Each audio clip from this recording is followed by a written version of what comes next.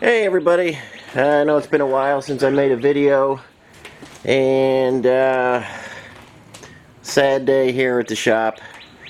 Here's that CJ3A project, and doesn't look like we're going to make the finish line with this one. That motor's been sitting there waiting for about 3 weeks to be started, waiting on parts that never showed up. It's not really working out. Moved it out of the shop yesterday, packed all the crap in it, and just want to apologize to you guys. I know a lot of you guys picked up the series wanting to see the restoration of this, and I really wanted to finish it, but parts problems, money problems, I'll explain more about it, but it just isn't going to make it to the finish line. So I just wanted to tell you guys why you're not going to see it anymore, and it's leaving. So sorry about that. I would have liked to finish it and show you the finished product, but we came up short on this one again. Seems like that's the norm lately. A lot of guys get into them, but they just don't have the steam to finish them. So sadly, it's going. But let's head back in the shop, and I'll discuss a few more things with you, and I'll meet you back in there in just a minute. Okay guys, just a few projects I've been working on while been waiting on parts for that 3A that never showed. There's a T84 rebuild I did. It was a quickie job. I didn't get a chance to film it. We'll get back to that at some point.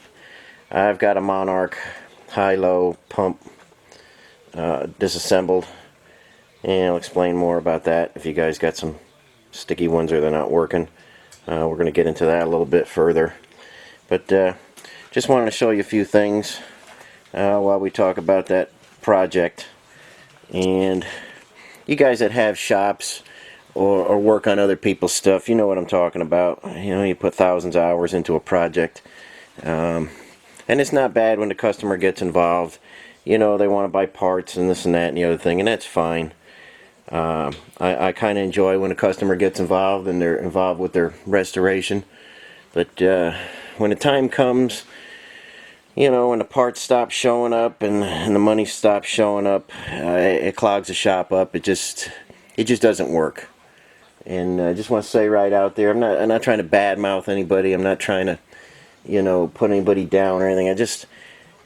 If any of you guys are thinking of having somebody work on your project, you got to have all your ducks in a row before you start, because it's tough on the shop owner if you kind of drop out and you stop doing what you say you're going to do.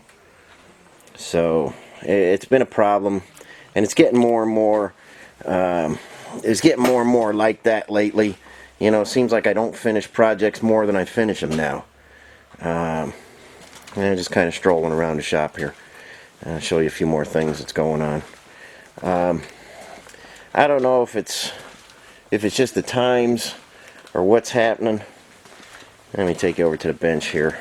A few things I'm working on, building an English wheel here, and I'll show you more about that when it's finished. Working with a designer on this really new design on an English wheel. And you guys into that stuff? I got more on this coming, but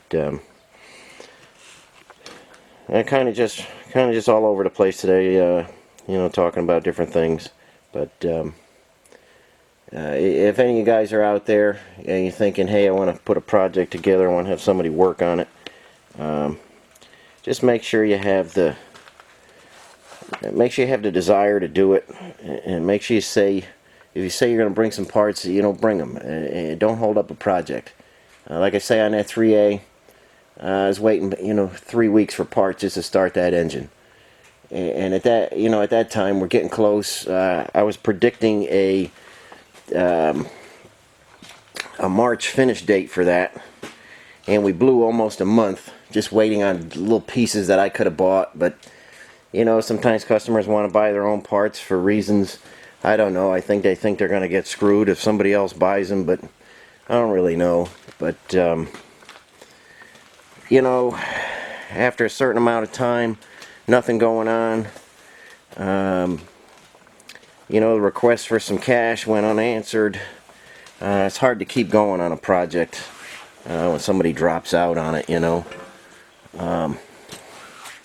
So I gotta be honest with you. You know, when a project has to leave here, you know, it affects me. I like to finish projects. I like to see people enjoy them, but you got to cut your losses so you don't fall behind on stuff like that.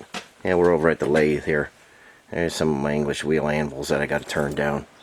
Like I say, I'm jumping all over the place here, just trying to show you guys what's happening. Making the anvils out of some S7, harden those up real nice. That'll make a nice English wheel anvil. But I still got to turn the radiuses on them and do a bunch of stuff there. But I'm just wandering around today, you know, rambling on about things.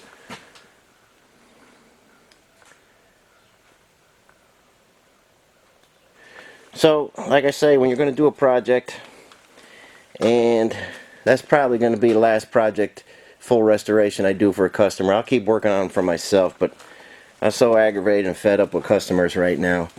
Probably, there's a snowblower Jeep here. Probably won't do any more real extensive customer restorations, because it doesn't matter what you tell a person at the beginning. They have no concept what goes into a restoration.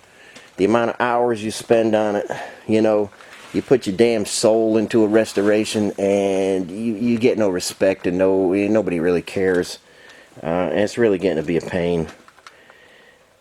You know, you might have a couple thousand hours in a restoration. You figure out your time, and you figure out the extra time you put in there and stuff you didn't bill for. You'd be lucky if you make $10 an hour. You know, you go flip damn burgers at McDonald's, for God's sakes, and make more money than on these restorations when the money doesn't come in, and by the time you get paid, you owe the money already. You know, you guys that have shops, you know exactly what I'm saying. You've probably been there.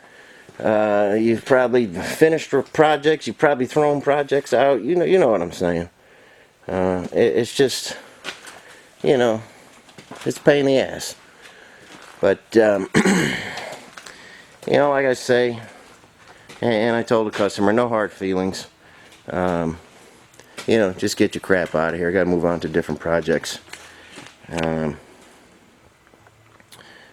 know, you can't pay your bills with promises of payment and stuff like that. And it's getting bad out there, you know. It's just, you know, 1 out of 10 people can maybe finish a project.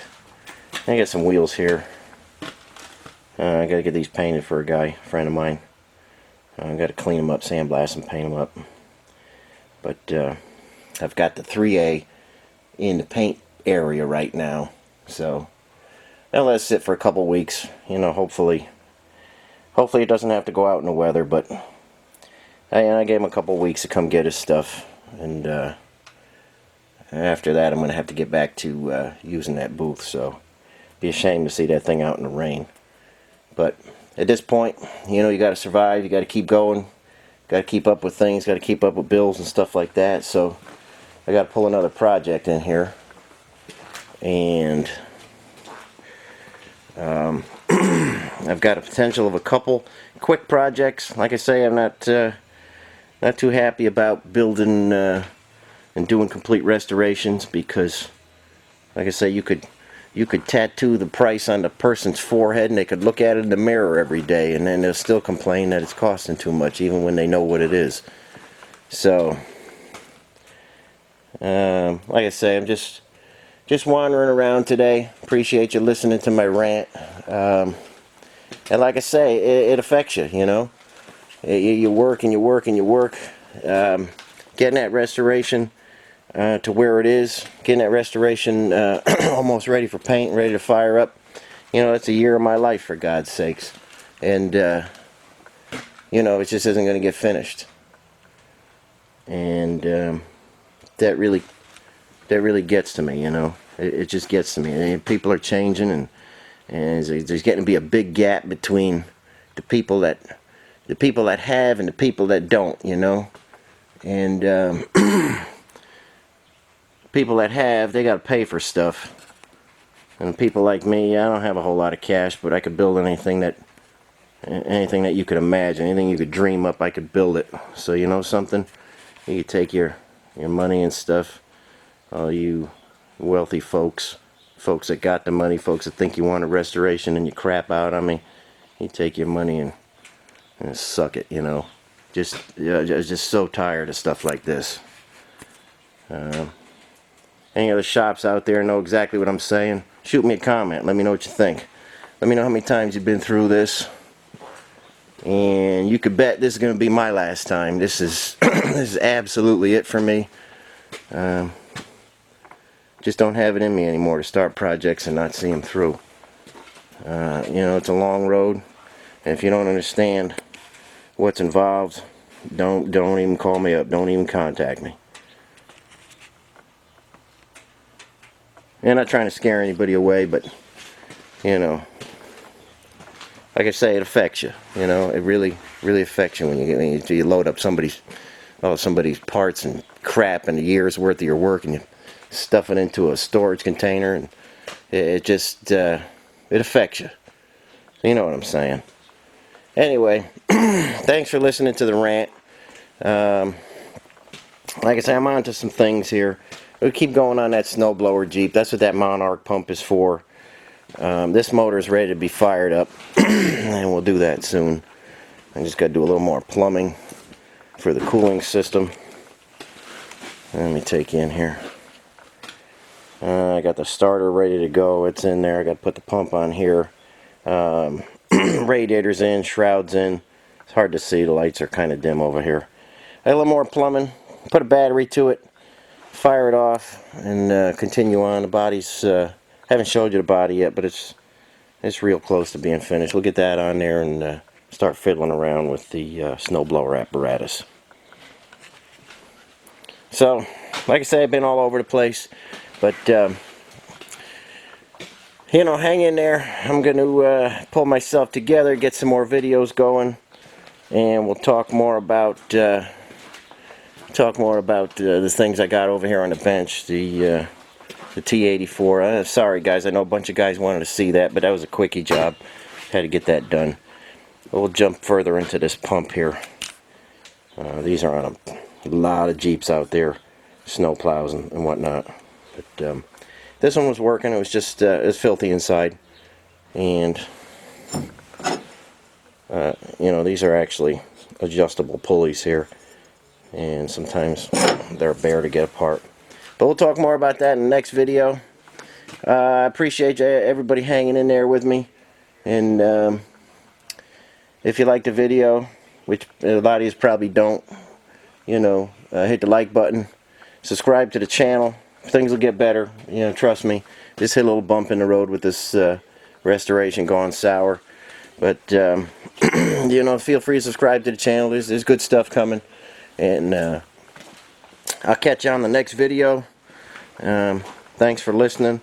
Thanks for hanging in there with me while I'm walking around the shop, just kind of thinking about my next move.